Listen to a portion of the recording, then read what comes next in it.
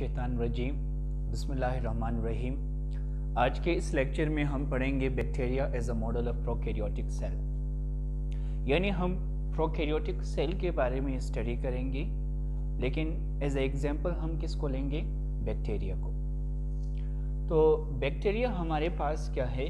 Bacteria एक unicellular prokaryotic micro organism है, यानी एक ऐसा माइक्रो ऑर्गेनिज्म है जो एक सेल से मिलकर बना है और इसके सेल के अंदर ना तो न्यूक्लियस पाया जाता है और ना ही मेम्ब्रेन बाउंडेड ऑर्गेनेल। इसीलिए हम कहते हैं कि बैक्टीरिया ये एक यूनिसेलुलर और प्रोकैरियोटिक माइक्रो ऑर्गेनिज्म है, यानी एक ऐसा माइक्रो ऑर्गेनिज्म है जो एक सेल से मिलकर बना है और इसके सेल के अंदर ना तो न्यूक्लियस मौजूद है और ना ही मेम्ब्रेन बाउंडेड ऑर्गेनेल। इसी तरह बैक्टीरिया का सबसे आउटर कवरिंग उसका सेल वॉल होता है।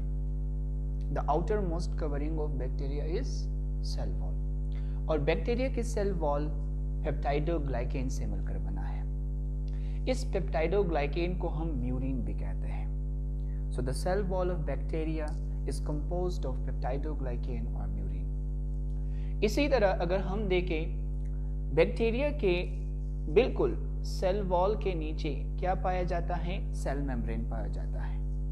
बैक्टीरिया के सेल वॉल के नीचे सेल मेम्ब्रेन मौजूद होता है और इनके सेल मेम्ब्रेन फॉस्फोलिपिड बाइलेयर से मिलकर बना है, यानी फैट के दो लेयर से मिलकर बना है। लेकिन एक पॉइंट आपने ज़हन में रखना है, वो ये कि इनके सेल मेम्ब्रेन के अंदर कोलेस्ट्रॉल एब्सेंट है, यानी इनके सेल मेम्ब्रेन के अंदर कोलेस्ट्रॉल नहीं पाया जाता।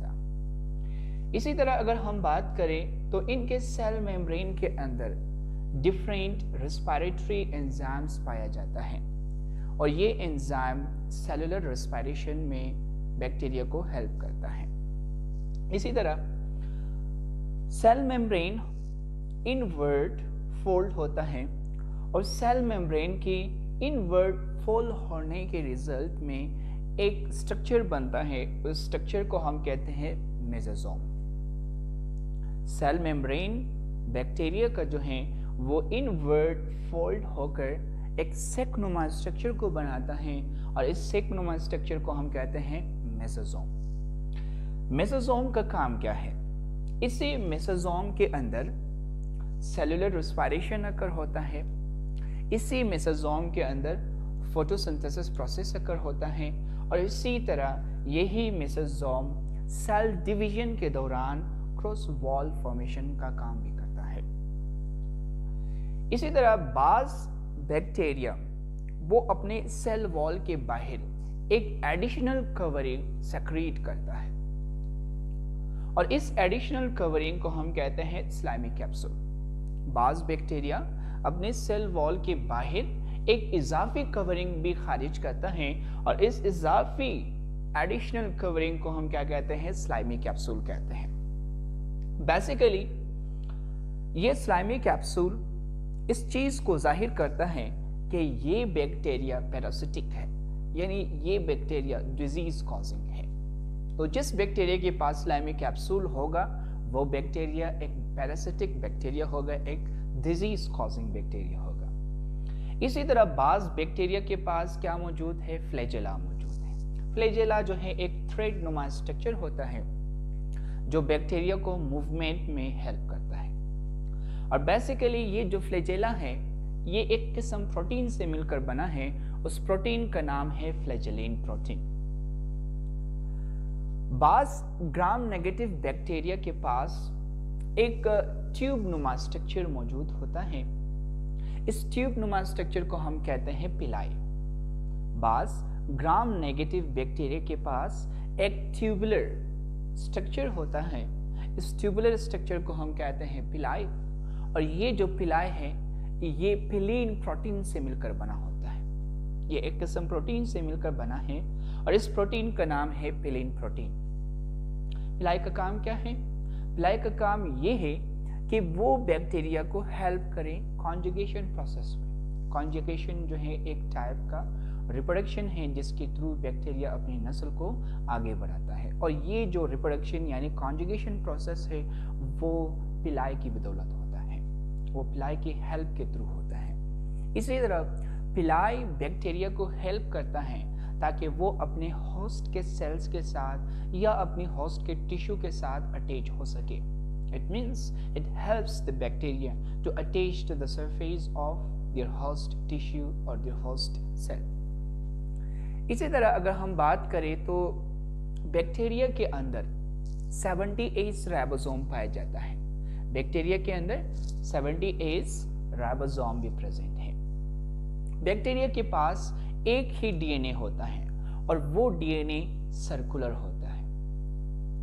बैक्टीरिया के पास एक ही सर्कुलर डीएनए पाया जाता है। बैक्टीरिया के अंदर एक additional piece of circular DNA भी मौजूद है। इस additional piece of circular DNA को हम कहते हैं प्लाज्मिड। बैक्टीरिया के अंदर एक additional circular piece of DNA होता है। इस additional circular piece of DNA को हम नाम देते हैं प्लाज्मिड। प्लाज्मिड के अंदर ऐसे जीन्स होते हैं जो बैक्टीरिया को ड्रग रेजिस्टेंस बनाता है, बैक्टीरिया को इंसेक्ट रेजिस्टेंट बनाता है और इसी तरह बैक्टीरिया को जो है हैवी मेटल्स रेजिस्टेंट बनाता है।